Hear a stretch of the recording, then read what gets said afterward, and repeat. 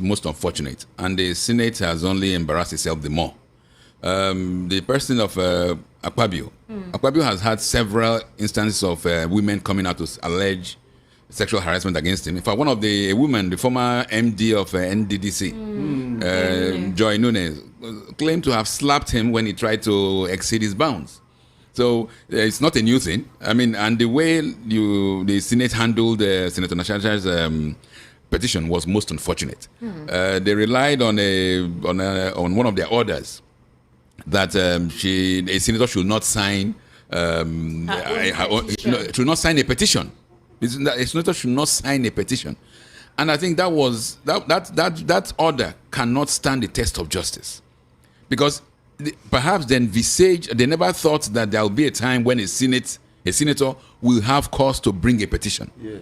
Because a fundamental principle of law is that you must be allowed to present your case, and you must be heard. Both sides must be heard. So if there is an order that precludes a senator from bringing a petition on his or her own behalf, then that order is patently unjust.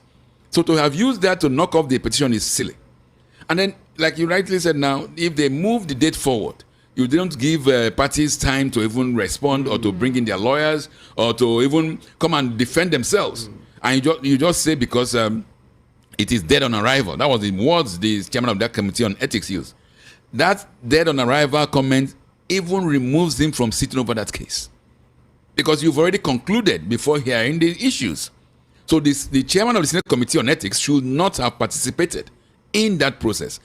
And to finalize the wrongs of that process, the same Senate President, Akpabio, against whom Natasha petitioned, was the man who presided over the sitting that now voted to suspend her. It's silly. What you're responding to is in total contrast to what Barrister Darlington disclosed yesterday. Barrister Darlington is of the opinion that Natasha should have obeyed that. Okay, for example, why didn't she come up if this harassment was ongoing? Why didn't she say this before now? Was it when they changed her seats? Was it when she was removed as the chairman of these committees? She now decided to cry sexual harassment. Okay, why didn't she go to court? And he also talked about the fact that she is weak and she doesn't have that maturity. That there is how to comport yourself in dealing with issues like this. His own notion is completely in contrast to what you're saying. His notion is most unfortunate and shows it's an attack on femininity. You don't tell the victim when to cry out. You don't know what she's been going through. So if she decides that enough is enough, that is when enough becomes enough. You don't say, why didn't you shout the first time it happened or the second time it happened?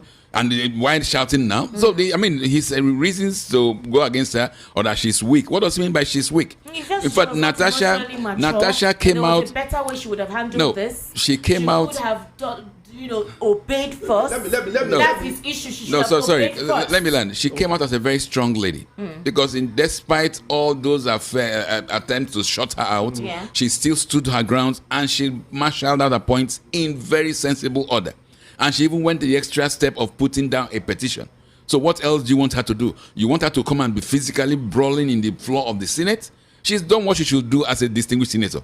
Now, it is the shame of the Senate president that he did not allow this to go through the normal process. If I were the Senate president, I would have stepped aside and allowed somebody to even preside over the final issues of that case. But he doesn't even understand these processes. He sits down there and becomes a judge over his own case. He's simply joking. I want to bring up a case